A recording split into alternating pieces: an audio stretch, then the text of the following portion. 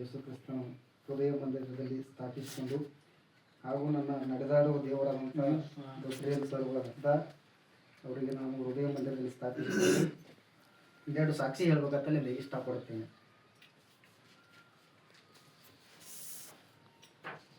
ಮುಂದೆ ಈ ಥರ ಎಲ್ಲ ಕಟ್ಟಾಗಿದ್ರಿ ನೋಡತ್ತೀರಿ.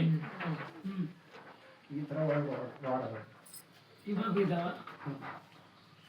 ಇದು ಡಾಕ್ಟರ್ ನನಗೆ ಹೇಳಿದ್ರಿ, ಇದು ಒಳ್ಳೆ ರಿಕವರಿ ಆಗ್ಬೇಕಾದ್ರೆ ಆಪ್ರೇಷನ್ ಮಾಡಬೇಕು.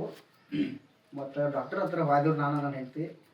ಡಾಕ್ಟ್ರೇ ಇದು ಮನೆಯಂಗಿಲ್ಲ ಮತ್ತು ಇದನ್ನ ಬೆಲ್ಟ್ ಮೇಲೆ ಮಾಡಿಸ್ಬೇಕಂತ ಹೇಳಿದ್ರು.